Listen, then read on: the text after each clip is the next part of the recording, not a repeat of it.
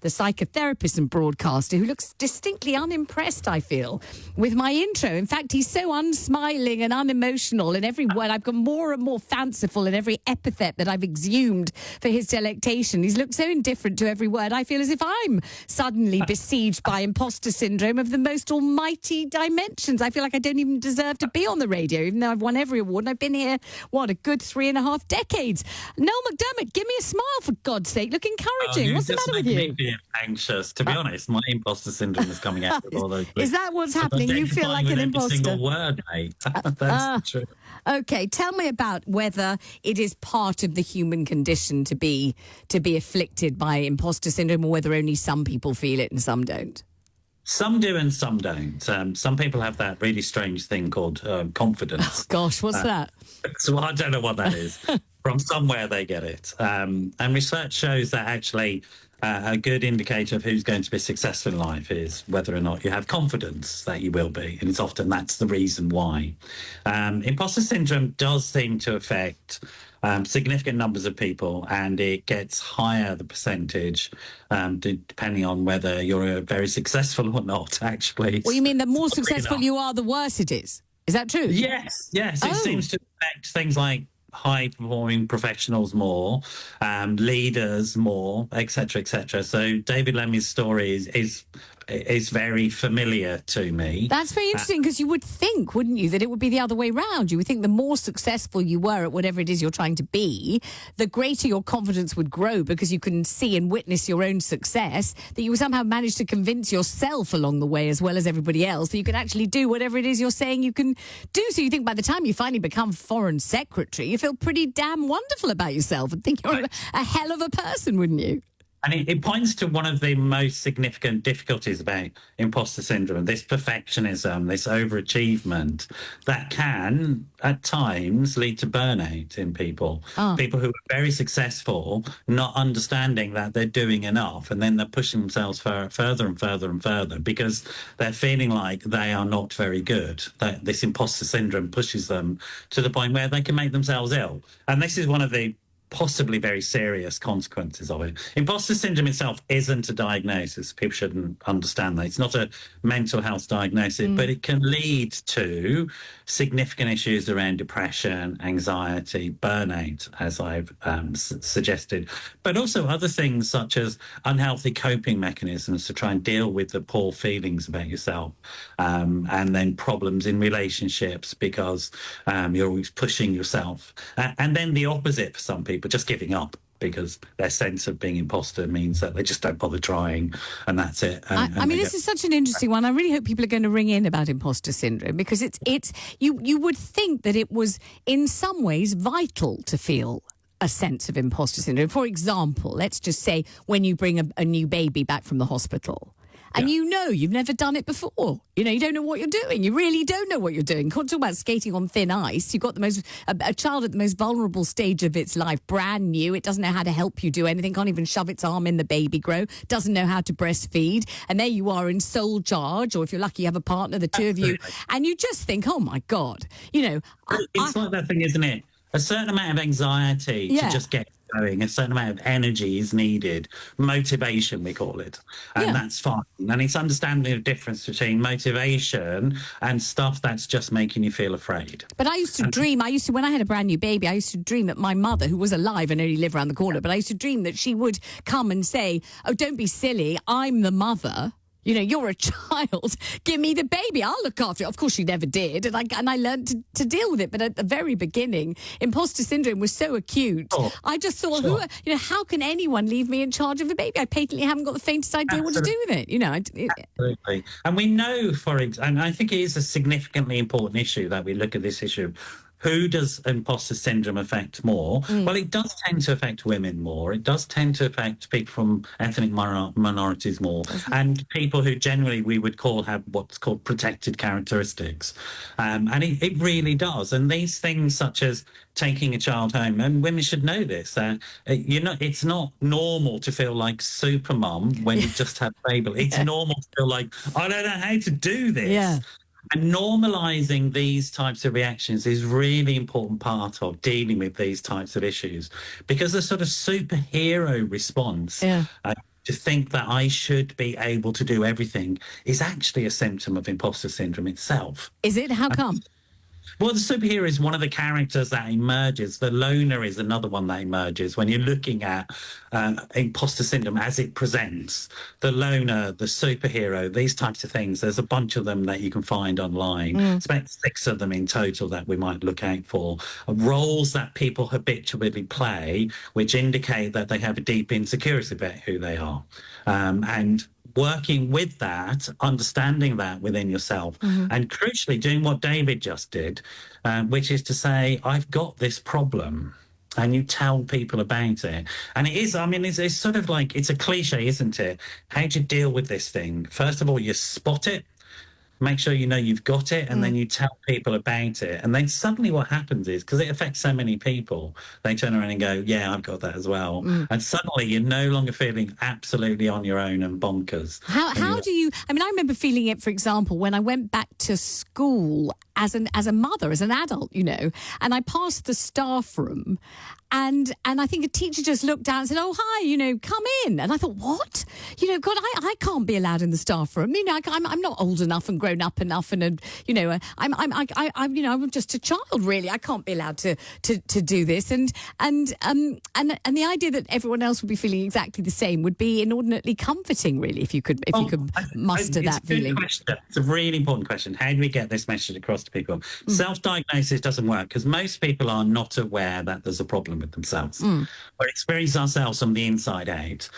We need other people to help us. So people sharing stories like yourself, like David, etc., constantly talking about this on the media, on social media platforms, etc., and discussing it allows people to do what we call identify. Oh, that's me. Oh, right. Okay. And then they start to label it those people that we identify with, particularly people in leadership positions like yourself. If you get vulnerable, if you talk about the struggles and difficulties that you have as a human being, and suddenly people stop judging their insides by your outsides. Right. And they go, oh, hang on, she's got some insides as well, and they're just like mine. Wow, phew, what a relief. I can now talk about it. Well, when Michelle Obama said she felt it, and I always thought she had to be, you know, honestly, the most supremely confident, accomplished, you know, easy kind of person on the planet in terms of, you know, just social ease, you know, academic ease, just ease. You know, she does everything with such panache and such kind of a delightful charm as well as everything else. Her manner is delightful. I thought, God, if she's feeling imposter syndrome, then it really must be ubiquitous. And then we hear that the Foreign Secretary is feeling the same thing. Although I must say another development. So I remember, I don't know, it must have been a couple of years ago or so, I was at a new broadcasting doing a new job somewhere or other, and somebody said, well, of course, Vanessa, you know, really big day tomorrow, you know, the budget. And immediately it kicked in, you know, that feeling of, oh my God, the budget, God, Lord, oh gosh, that's going to be very demanding. You know, what if I'm not good at doing that? What if I can't really talk? You forget your own personal history of success. And then I thought, and then I did think, oh, now hang on a minute, wait a second. I've been doing this for decades. I've done dozens of budgets. Of course I can do this, you know, calm down. And I was able to sort of quell that horrible monologue, that interior monologue, that nasty kind of, you know, destructive one that keeps telling you you're rubbish and you're not good at stuff. How do people deal with it?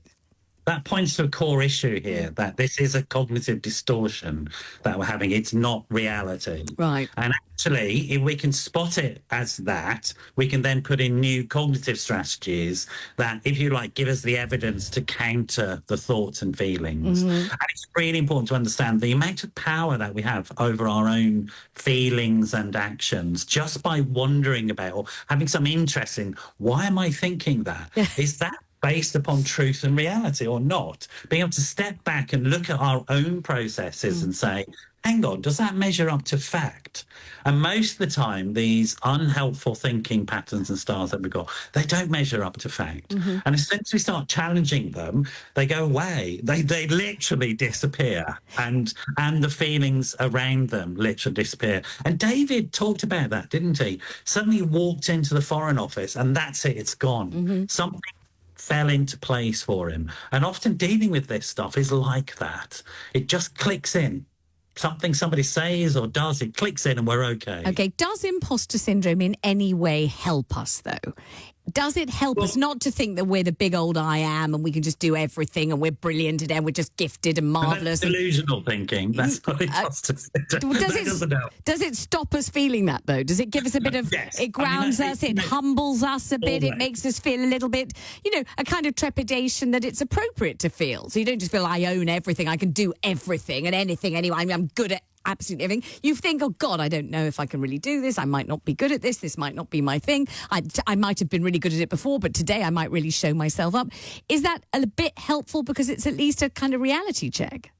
Certainly having anxiety and understanding that anxiety is an energy, a motivator to do better, as is depression, oddly enough. Depression, as a healthy form of thing, tells us something's wrong and something needs to change.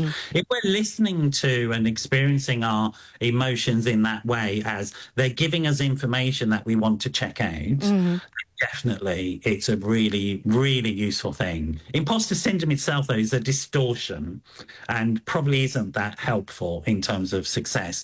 And the problem is that we tend to think that we are successful because of the way we think, as opposed to we're successful because of what we've done. Looking at what we've done rather than what we think we've done is the crucial thing here. And all the studies show that it's the actions that you take in life which are most significant, not what you think about those actions. And if anybody listening, and I'm sure they are because the lines are beginning to light up on 0345 606 0973, if anybody listening feels that on occasion they are, pretty much paralysed by imposter syndrome and maybe it really does hinder them, they would like to do something, they probably could do it brilliantly actually, or at least satisfactorily, but they just feel so apprehensive and they're so scared of being exposed and being there, what the hell did you try and do that for? You're rubbish at that. You shouldn't have done that. You've let yourself down, you've let your family down, worst case horrible scenarios that really do loom vivid in people's imaginations. If anyone listening is feeling that that imposter syndrome is properly holding them back or has held them back, is there any advice you can give over the phone just instantly? Absolutely, that might help? Oh, good. Definitely. Talk to other people about it. You'll find that loads of people feel it. You won't feel so isolated and alone like it's your own sort of problem. And there are fantastic skills you can learn from things like cognitive behavioural therapy for how you manage your mind. Mindfulness meditation is a super skill that allows you that observer perspective that I was talking about, stepping back and looking at your thoughts and going, well, I'm not those thoughts, I'm the person looking at those thoughts. Even that is a revolutionary concept. As soon as you start talking to people about it, they're going to be saying things to you like, have a look at your life. And that's what I'd say to people. Have a look at your life. Have a look at your life. Oh, my really God. Good. And what are you looking for? When you're looking at it, what are you looking at? What do you want to see? You're looking at all the people that love you and care about you. Right. How can you be an imposter if you've got fantastic people in your life, which we do. Most of us do. And we just turn to those people and lean upon them.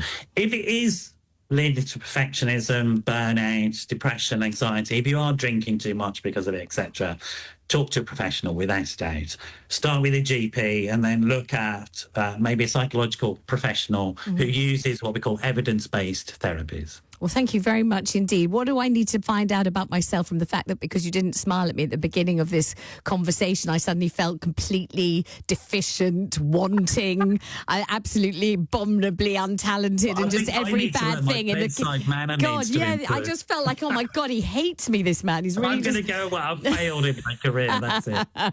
Thank you so much for joining me. Pleasure talking to you. Thank you. Very, very enlightening. So that's Noel McDermott, the psychotherapist and broadcaster. We're talking about this because David Lammy told James O'Brien in James O'Brien's podcast that he suffers badly and has his whole life from imposter syndrome. You listen, if you don't want to give your real name because you really want to phone in as an imposter, no, I'm only kidding. If you don't want to give your real name, don't give it. But it would be very interesting to talk to you about imposter syndrome. When have you really felt it at its most acute? Has it stopped you doing things? Do you have this internal monologue running in your brain that says, they'll be onto you, they'll realise, no, you shouldn't do this, you can't do this, you might not do it properly, it might embarrass you, you really, you're setting your sights too high, you shouldn't even be mixing with those people, that person will never fancy you, that person will never respect you, that person will never love you, that person will never employ you. Maybe it's been running through and through your brain on a spool your whole life. Imposter syndrome, what difference has it made to your life, would you say? And have you found a way of dealing with it? This is really, as we just heard from the psychotherapist, extremely helpful to discuss. It's one of those things that we don't necessarily talk about openly openly. So if you would phone in about it, just think of it as doing other people a favour, because it would do that.